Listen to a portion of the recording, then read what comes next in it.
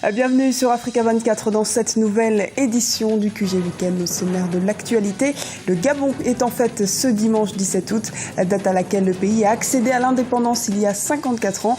Le chef de l'État, Ali Bongo Ondimba, s'est adressé à la nation ce samedi. Il a appelé à l'unité nationale. Les détails dans ce journal. Le débarquement de Provence a fait 40 000 morts durant la Seconde Guerre mondiale. En plus du lourd tribut humain payé par le continent africain, c'est l'impact que ce conflit a pu avoir sur l'économie des pays touchés qui interpelle. Et enfin, des années plus tard, la bonne santé financière du continent s'est fortement affirmée. Les perspectives macroéconomiques de l'Afrique restent favorables. Seul bémol, beaucoup d'idées reçues affectent encore sa perception. Le Gabon est en fête ce dimanche, date à laquelle le pays a accédé à l'indépendance. À l'occasion de cette célébration, le chef de l'État s'est adressé à la nation ce samedi soir. Le bilan de la mise en marche du plan stratégique Gabon émergent a été abordé par le président gabonais Ali Bongo Ondimba. Que faut-il retenir des avancées politiques du Gabon? Les réponses avec le Premier ministre Daniel Anaondo. Sur le plan de la démocratie, le Gabon se porte bien. Il y a quelques indicateurs qui le prouvent. D'abord, les institutions sont en place.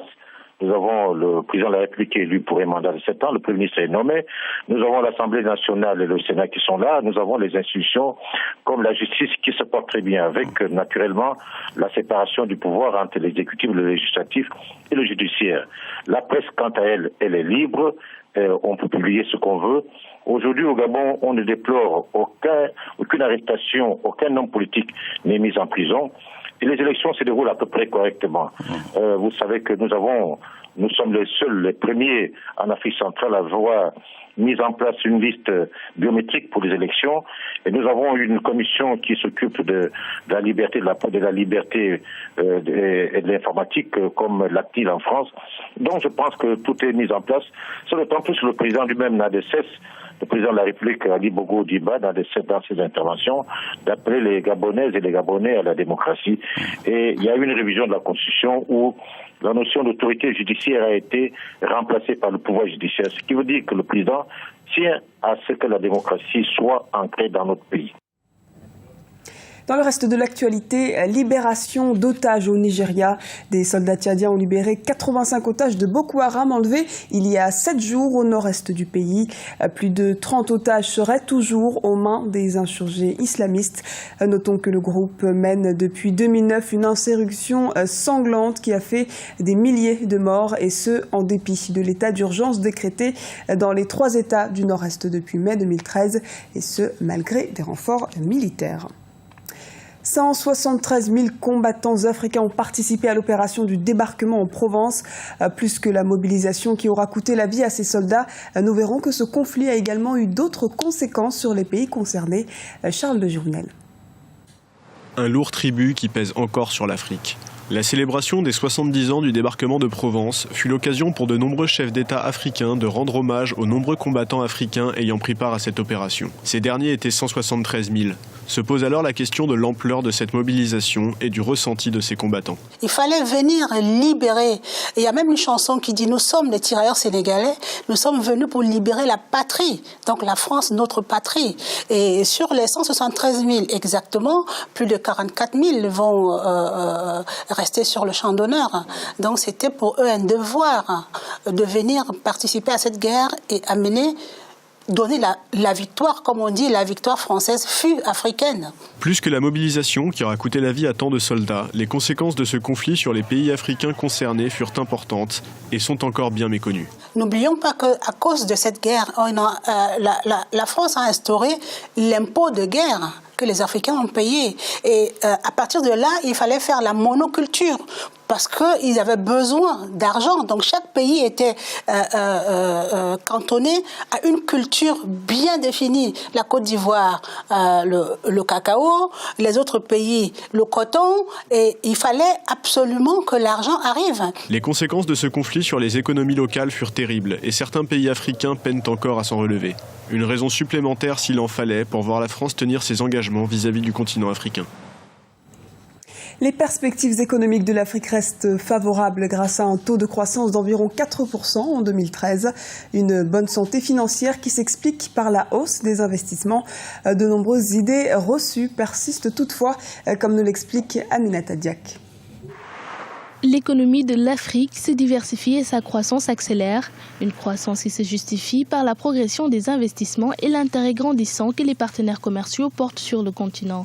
Cependant, la faible disponibilité de données fiables sur l'Afrique affecte toujours la perception du continent par le monde extérieur. La perception de l'Afrique et le prime de risque, ils sont liés. Les gens se disent qu'en Afrique, on y va pour perdre de l'argent. Et l'Afrique, c'est un continent qui est condamné. Ça se traduit donc dans un prime plus élevé quand vous allez sur le marché de capitaux ou recherché par les investisseurs. Donc, ce n'est pas question de sentiment ou de l'honneur de l'Afrique. C'est question, ça nous coûte. Nous, notre continent africain. Donc, nous devons y travailler. Vous, les gens des médias et d'autres personnes, arrêtons cette histoire de dire que le risque en Zambie, au Sénégal, est différent du risque en Colombie ou à Tadjikistan. C'est la même chose. Pour certains observateurs, le lourd poids de la dette extérieure représente un problème fondamental pour les pays d'Afrique subsaharienne, un constat qui, pour le président de la BAD, reste relatif. Nous avons connu des crises d'endettement dans les années 70, 80, qui nous a coûté trop cher. Aujourd'hui, on retient aussi le marché de capitaux, c'est très bien. Il y a des pays qui ont des bons ratings, il faut continuer. Mais il faut bien observer le fait qu'aujourd'hui, il n'y a plus des éléphants blancs. Les gens empruntent l'argent, ils investissent dans les infrastructures. Et il faut renforcer la gestion au niveau des banques centrales et des trésors publics de gérer la dette. Si tous ces trois éléments sont en place, aujourd'hui quoi, l'Afrique, le taux d'endettement en termes de PIB, nous sommes à 40%, tout au plus. La moyenne en Europe, en Asie, souvent dépasse les 100%. Pour Donald Kaberuka, l'endettement intérieur des pays africains devrait plus soulever d'inquiétudes pour les gouvernements. En effet, les niveaux d'endettement de certains pays affectent de plus en plus leur économie nationale, notamment en ce qui concerne le développement des entreprises locales. Le site internet abidjan.net connaît aujourd'hui un franc succès, un boom qui a débuté durant le changement de régime politique de 1999 en Côte d'Ivoire. Le portail d'information a vu le jour un an avant cet événement. Focus sur cette success story avec Erika Braga. Un site internet pour faciliter l'accès à l'information en Côte d'Ivoire. Il y a 16 ans, naissait le portail d'information abidjan.net. Depuis, le site internet connaît un véritable succès avec un peu plus de 400 000 visiteurs par jour. L'idée de création est venue de Gilles Alexandre Moundia, alors jeune étudiant aux États-Unis. Selon lui, il fallait faire découvrir un autre média aux internautes ivoiriens trop souvent plongés dans les mêmes informations. Ça a commencé dans nos chambres d'université. Je l'ai lancé avec un partenaire à moi qui s'appelle un très bon ami avec qui je suis allé à l'école, qui s'appelle Daniel Awassa. Et lui, il était en Pennsylvanie, moi j'étais dans l'Indiana. Et on parlait de longues heures au téléphone et on s'est dit, mais il y a un manque d'informations sur l'Afrique. Pourquoi ne pas essayer de combler en fait ce vide? Selon Gilles Alexandre Moundia, la crise sociopolitique de 1999 en Côte d'Ivoire aurait favorisé le succès du site internet abidjan.net. Durant cette période, le développement d'Internet commençait à prendre de l'ampleur dans le pays, une façon pour les initiateurs de ce projet de renouer également avec leur culture d'origine. Le jour où on l'a lancé, c'était pour nous une façon de couper la nostalgie en fait qu'on avait pour nos pays.